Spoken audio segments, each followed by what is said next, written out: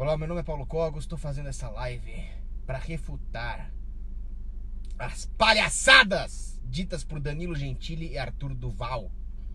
Esses dois serizinhos superficiais, detratores do anarcocapitalismo e, portanto, obviamente, sem nenhum fundamento. You can hear it from the heat of the jungle. You can hear it across the sea. It calls to every freedom-loving man, the call of the Ancapistan infantry. Follow me, follow me. Follow me, follow me. Vamos lá. O Danilo Gentili entrevistando o Arthur Duval, sei lá quem estava entrevistando quem, mas aquilo foi grotesco, aquilo foi bizonho. O Danilo Gentili disse que é contra o anarcocapitalismo por causa do Nordeste. Caluda! Seu nordestinofóbicozinho. Como você ousa dizer que o Nordeste precisa do Estado para florescer? O nordestino, como qualquer ser humano, precisa de liberdade, de capitalismo, de capital para florescer, não da assistenciazinha medonha do Estado. Como você pode ser tão babaca de achar que a maior vítima do Estado é quem precisa dele? Muito pelo contrário. Nós precisamos de capitalismo no Nordeste. Basta olhar para a história do Nordeste. O Nordeste sofre com o problema da seca. E ele sofre com o problema da seca desde sempre. O primeiro relato de problemas grandes com a seca é de 1583. Padre Fernão Cardim e muitas outras regiões do mundo também sofrem com a seca. África do Sul, Austrália, Arizona, Texas, várias partes das estepes russas, Israel. E o homem sempre soube lidar com as questões naturais usando a sua criatividade, a tecnologia. E se tem uma coisa que não falta para o nordestino é criatividade. O que ele precisa é de capital, para que esta criatividade se transforme em máquinas, em automação industrial, em tecnologia, em alocação de recursos esta que o Estado sempre atrapalhou. Vejamos a história econômica do Nordeste com um historiador sério como Jorge Caldeira. Ele vai te mostrar como o Nordeste, nos tempos coloniais, já teve uma economia pujante baseada em agropecuária, em setor energético, açúcar, tabaco, serviços. Ele nos mostra, por exemplo, que a Santa Casa do Recôncavo Baiano servia de banco, fornecendo crédito privado para os negócios locais. Ia muito bem, a propriedade privada de terra era naturalmente forjada. Quando o peão de boiadeiro ali recebia, depois de um certo tempo de serviço, um pouco de boi e um pouco de terra para se estabelecer. E assim, naturalmente, com a propriedade privada, havia um incentivo para trabalhar a terra. Tanto é que, na única ocasião grande de seca em todo o século XVII, que foi em 1690 e pouco, por ali, os índios saquearam as fazendas, que é onde havia alimento. E por que havia alimento nas fazendas mesmo na seca? Porque a propriedade privada dá incentivo para a pessoa trabalhar a terra. Demônio! Comunista! Como é que o cara se diz de direita e ele não consegue entender o básico de livre mercado? O basiquinho, até um idiota, até um comunista como o Nixon falava que o capitalismo é melhor do que soa e o socialismo soa melhor do que funciona. E a mentalidade anticapitalista continua em toda a sociedade, até nesses... Quando você pensa que o cara é capitalista, o Danilo não, o cara é comunista. Ele acha que tem que ter a violação contumaz e sistêmica de propriedade privada através de um monopólio socialista da coerção chamado Estado, senão o Nordeste não vai. O cara é comunista. Danilo Gentili, se você abrir a tua boca para falar que você não é comunista, não queira fazer isso na minha frente. Você é comunista. Comunista da pior laia vermelha que existe na face do universo. Calma.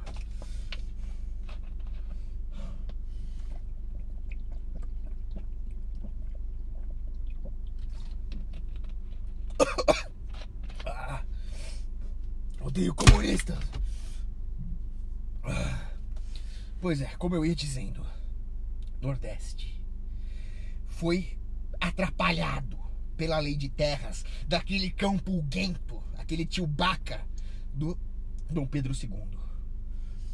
E assim, com várias intervenções do Estado no Nordeste, o Nordeste se ferrou.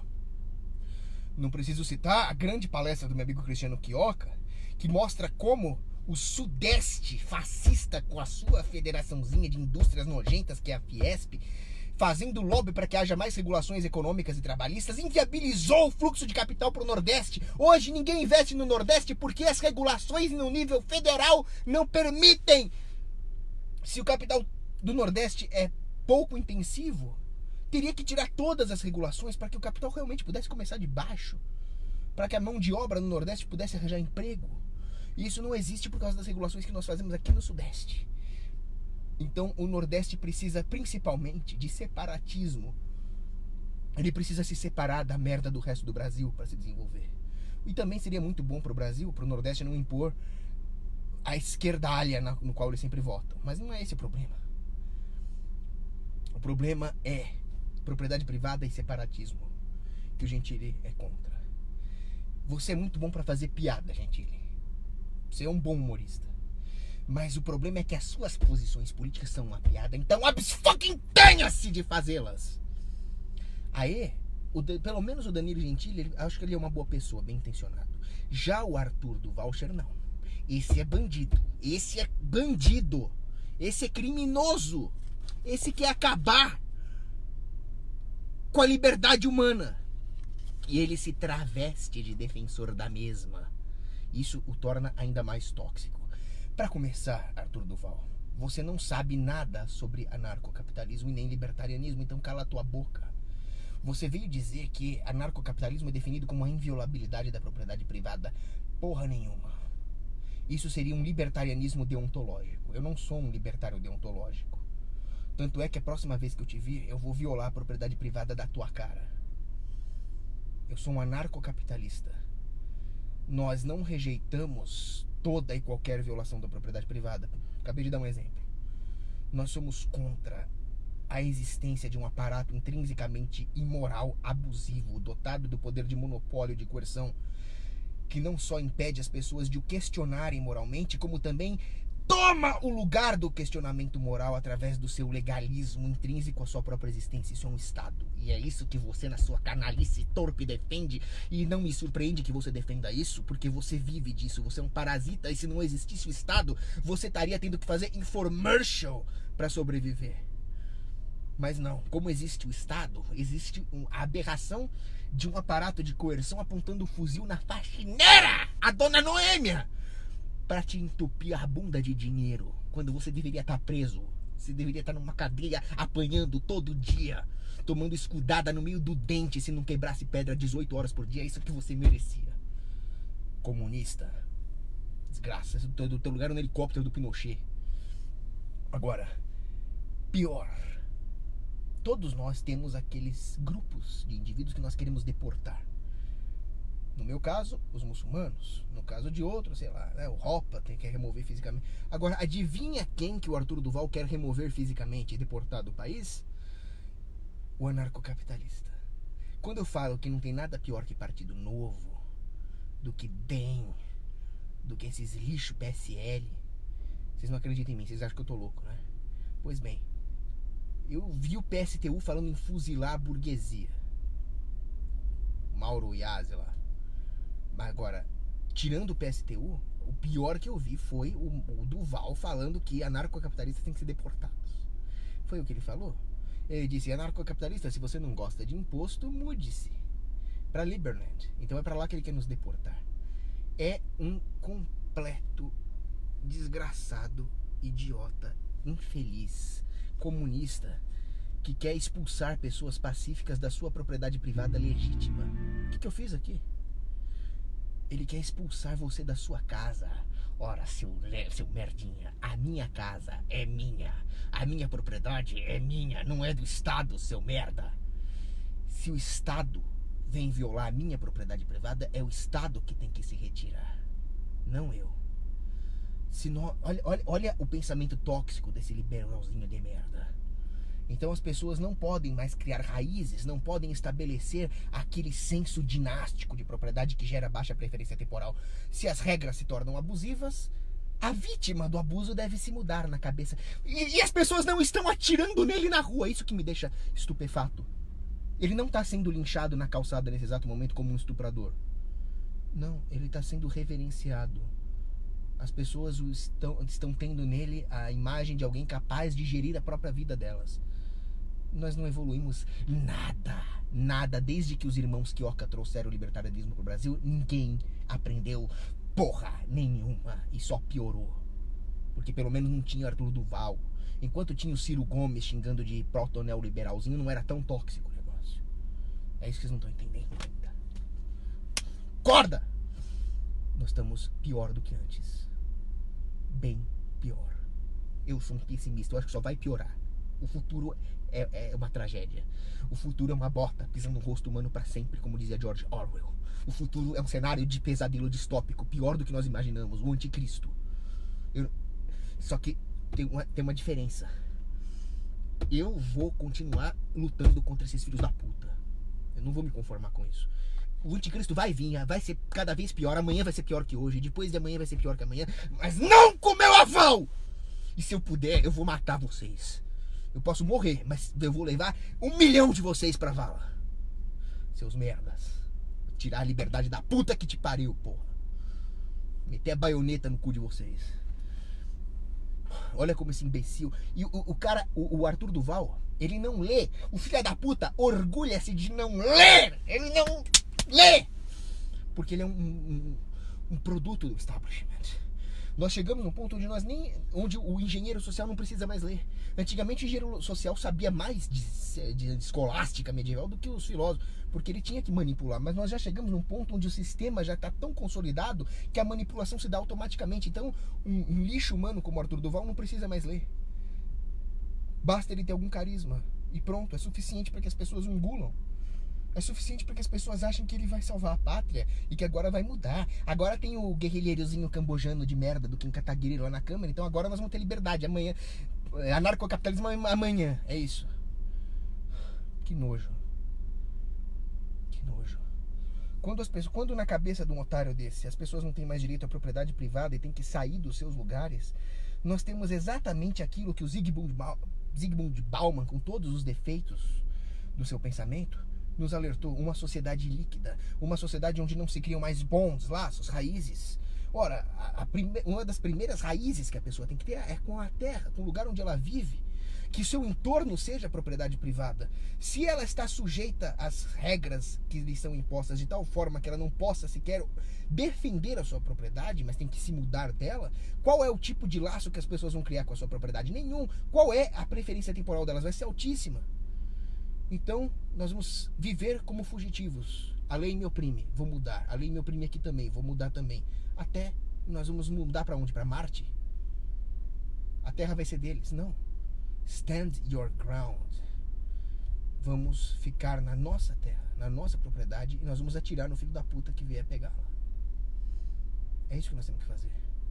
O mesmo Zygmunt Bauman nos disse para não nos basearmos naquele que tem apelo às massas, naquele que tem apelo aos números. Ora, Gentili, Arthur Duval não são intelectuais, nem pro bem nem pro mal. Eles só são figuras midiáticas que têm apelo para as massas. É nisso que vocês se baseiam? Pelo amor de Deus. Onde nós vamos parar assim? Contrato social. Olha o argumento nojento, aviltante que esse estulto nos faz engolir. Contrato social. Onde que alguém assinou essa merda? Eu não assinei porra de contrato social nenhum.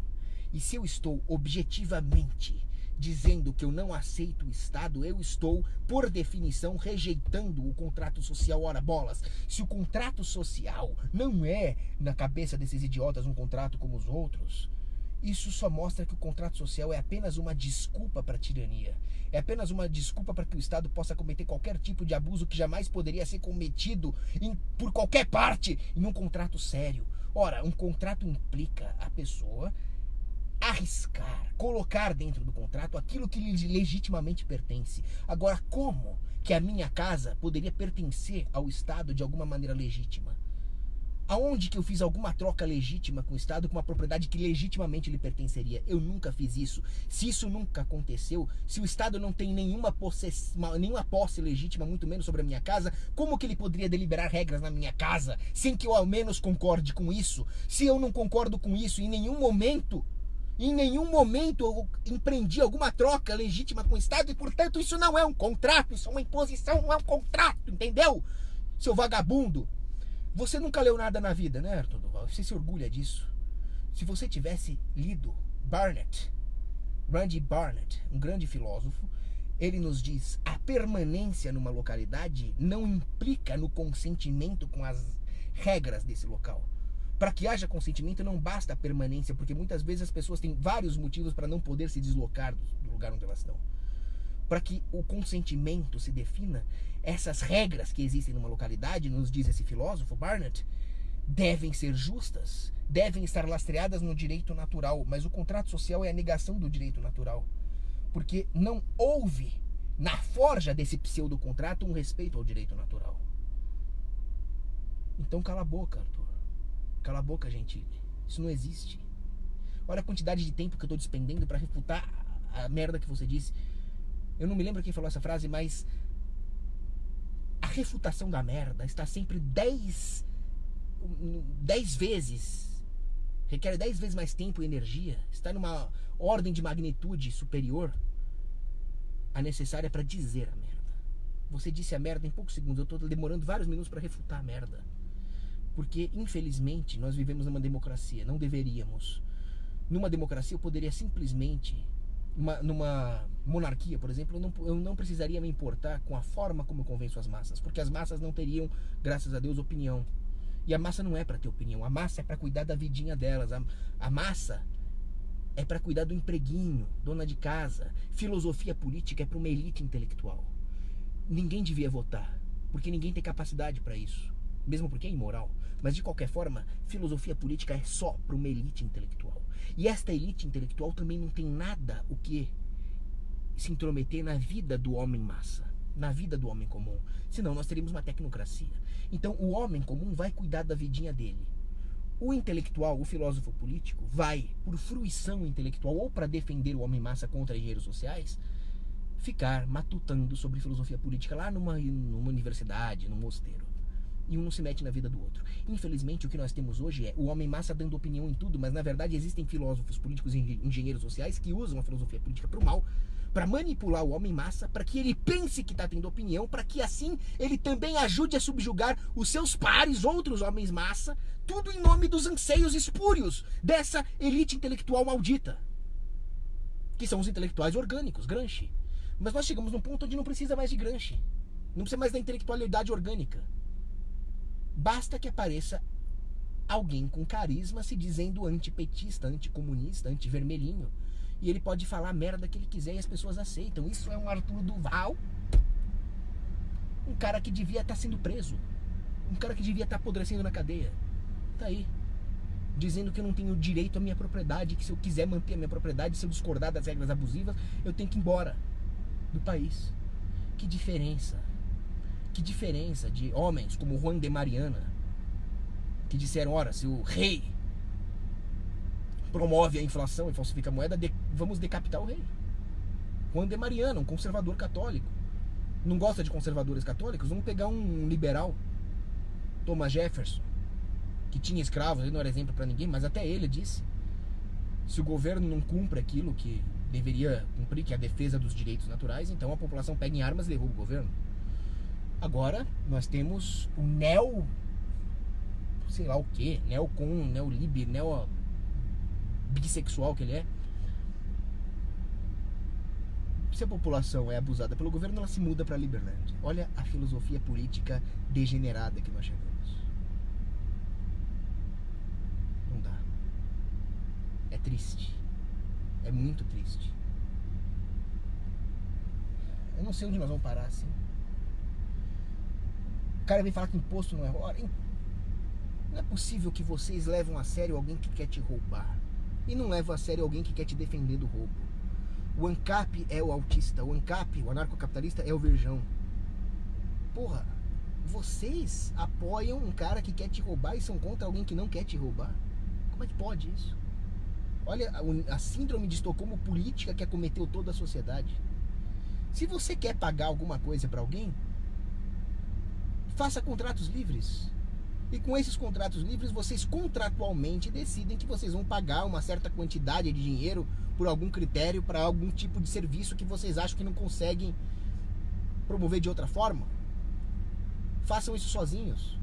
Se vocês não têm essa capacidade de organização, de responsabilidade, de maturidade, então mais um motivo para vocês calarem a boca e não darem opinião na vida dos outros.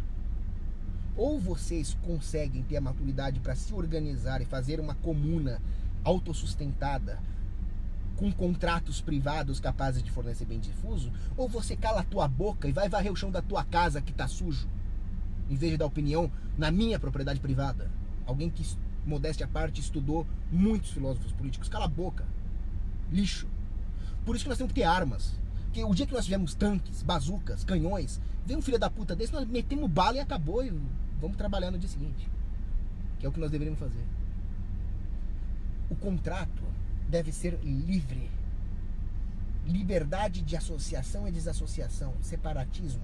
Porque assim os contratos vão refletir a preferência genuína dos indivíduos, que podem, esses sim, caminhar rumo a uma elevação através de anseios de baixa preferência temporal. A coletividade nunca faz isso. A coletividade traz tudo para o imediato. Quando o indivíduo é livre para fazer esses contratos, haverá um ambiente propício ao florescimento do indivíduo no que tange aos bens difusos. Se ele não é capaz de fazer isso, o indivíduo vai se resumir aos bens não difusos de consumo imediato, o que vai gerar a depredação do capital da sociedade e vai impedir que haja um aprimoramento civilizatório. Daí a importância dos contratos, mas o contrato depende justamente disso que eu acabei de dizer, da capacidade do indivíduo de objetivamente dispor os seus próprios recursos legitimamente adquiridos como parte da barganha contratual. Se o indivíduo nunca fez isso em momento algum, não configura contrato. Portanto, não existe contrato social. É fim, acabou. Agora, o problema não é esse. O problema não é esse. O problema é por que vocês levam em conta a opinião desses dois. O Arthur devia estar preso. O Gentili devia se resumir a fazer humor porque ele é muito bom nisso. Eu admiro ele como humorista. Ele é um muito bom humorista. Mas ele é um péssimo comentarista político, só isso. Não leve em conta a opinião deles. Pronto. Qual o problema? Então eu quero terminar com alguém que falou muito bem sobre o Nordeste. Alguém que entendia de Nordeste. Esse alguém é Guimarães Rosa. Grande Sertão Veredas. Obrigatório ler esse livro. Quem não leu esse livro pode me bloquear no Facebook, eu não quero nem conversa, tô brincando. Mas esse cara é muito bom. E uma das coisas que ele escreveu no Grande Sertão Veredas é a seguinte passagem: eu quero que o belo e o feio sejam distinguidos, separados. Eu quero saber onde está o bem, onde está o mal, onde está o certo, onde está o errado. O homem procura isso. Quando o mundo é misturado, nós nos sentimos confusos. E eu digo para vocês, existe a liberdade, existe o anarcocapitalismo e existe a tirania, a opressão, o estatismo. Isso para mim é muito claro, isso para mim está separado.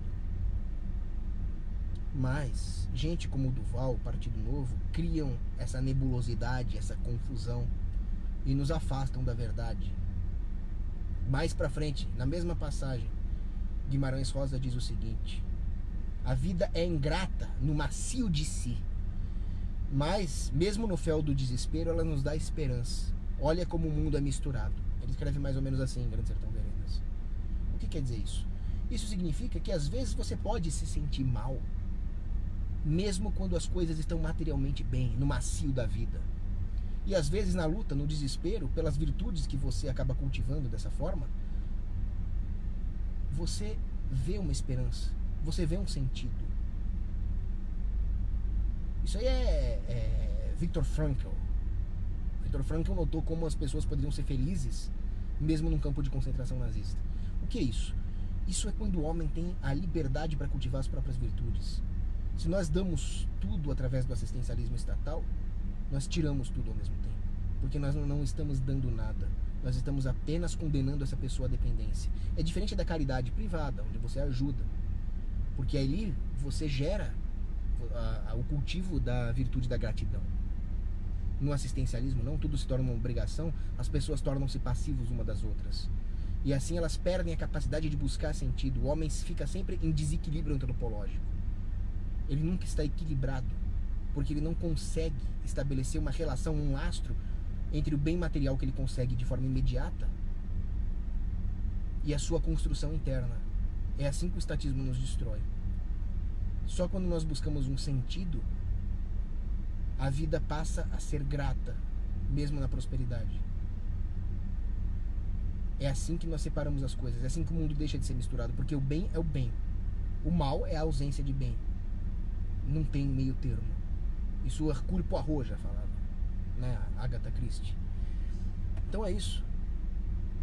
A única maneira de buscar esse equilíbrio pessoal, buscar a verdade, é quando vocês entenderem que o Arthur Duval, gente como o Arthur Duval é inimigo, é alemão, e eu não sou louco. Posso até ser, mas isso não importa. Esqueçam que é o Paulo Cogos que está aqui, esqueçam que é o Duval que está lá, e prestem atenção no que cada um está dizendo, o que cada um quer fazer com o seu dinheiro, o que cada um quer fazer com a sua propriedade privada, quanto sentido o argumento de cada um faz. Não vejam o cabelo de um, a gordura do outro, esquece isso. Argumentos, lógica, ética, verdade. Dane-se quem está falando. O que importa é o que está sendo falado. É isso. Bom, deixa eu ver se tem... Eu tô com tanta raiva hoje que eu não tô nem com vontade de desligar essa live. Queria ficar aqui falando mal dos outros. Deixa eu ver se tem alguma pergunta interessante. Ah, vou terminar.